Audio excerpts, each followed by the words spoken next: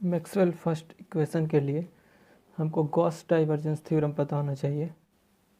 यदि कोई vector F है जो कंटिन्यूअस है तो डाइवर्जेंस थ्योरम क्या करता है कि f dot n d s is equal to होता है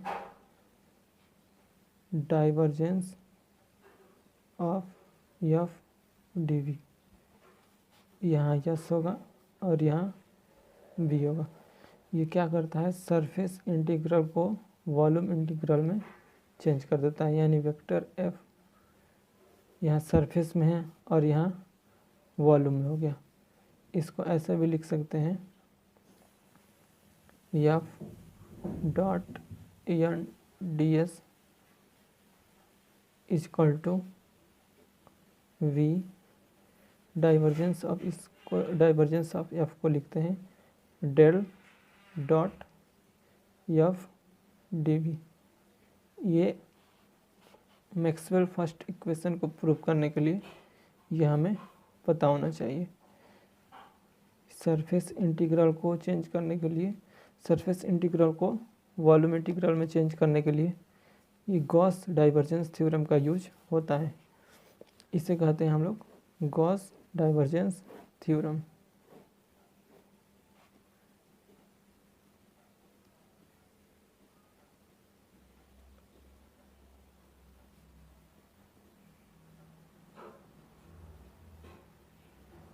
अब आते हैं मैक्सवेल का इक्वेशन होता क्या है। मैक्सवेल का इक्वेशन होता है divergence of E.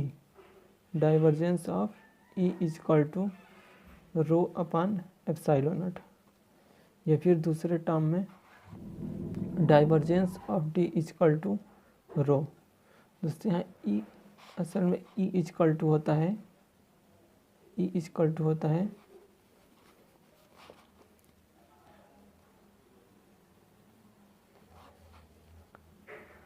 D is equal to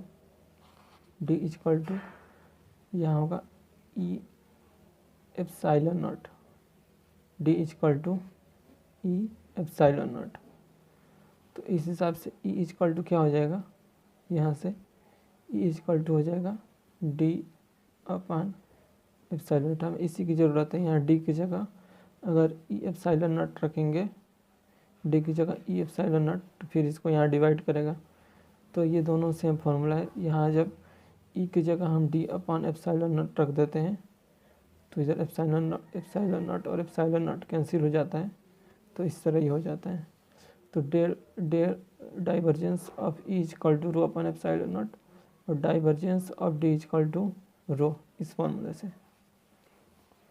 अब मैक्सवेल का फर्स्ट इक्वेशन जो होता है वो प्रूव करते हैं हम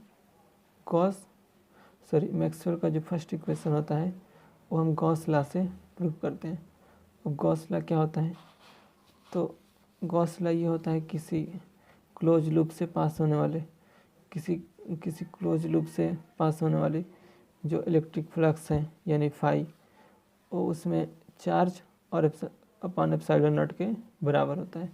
इसको हम लोग ऐसे भी लिखते हैं s into e d s equal to Q upon epsilon naught. ये गॉस लॉ हमें मालूम होना चाहिए इसके लिए, क्योंकि गॉस लॉ से ही प्रूव करते हैं। गॉस लॉ में यहाँ सरफेस है, डी एस सरफेस है, ई इलेक्ट्रिक फील्ड है, e dot d s is equal to Q upon epsilon naught. अब आते हैं यहाँ हम एक फॉर्मूला जानते हैं रो इज इक्वल टू होता है क्यू अपॉन वॉल्यूम, क्यू यानी चार्ज अपॉन वॉल्यूम। जहाँ रो क्या रहता है, volume charge density. Volume charge density निकालने का फॉर्मूला है rho is equal to Q upon we.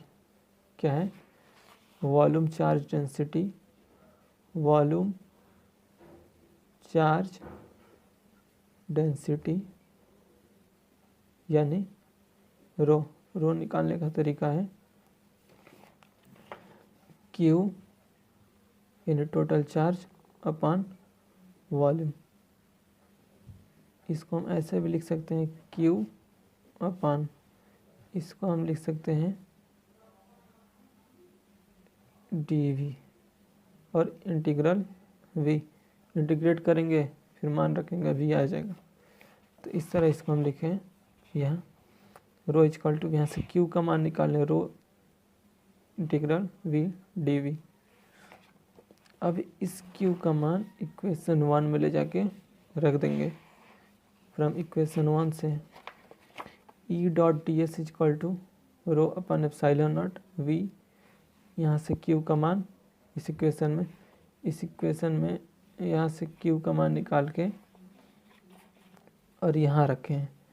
तो यहाँ epsilon not 1 upon epsilon not है। अब क्यू की जगह सिर्फ कितना आ गया है, रो इंटीग्रल वी डी, तो रो और इंटीग्रल वी डी वी। आगे अब यहाँ हमें गॉस डाइवर्जेंस थ्योरम का यूज आया है। यहाँ क्या है, सरफेस इंटीग्रल, और इधर क्या है, वॉल्यूम इंटीग्रल। तो जो दोनों को सेम करना पड़ेगा सरफेस को वॉल्यूम में चेंज करने के लिए। तो यहाँ सरफेस को वॉल्यूम में चेंज करने के लिए इधर f dot e n d s रहता है, तो उसका क्या निकालते हैं, डाइवर्जेंस। डाइवर्जेंस को ऐसे लिखते हैं, जैसे डाइवर्जेंस एफ लिखा है तो इसको कैसे लिखते हैं, डेल डॉट एफ ही ना होता है। तो बस इस यहाँ पे सरफेस इंटीग्रल है, उसका डाइवर्जेंस निकालें, del dot e d v rho upon epsilon naught v d v.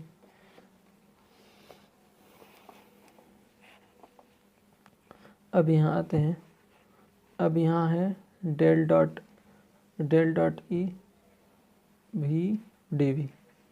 इधर क्या है, वी, डेल डॉट ई को बाहर ले लेंगे, डेल डॉट ई को बाहर निकाल देंगे तो यहाँ क्या बचेगा, v integral v d v, और इधर भी वी डी वी कैंसिल हो जाएगा। तो del dot e equal to rho upon epsilon naught. यही क्या है, मैक्सवेल का फर्स्ट इक्वेशन।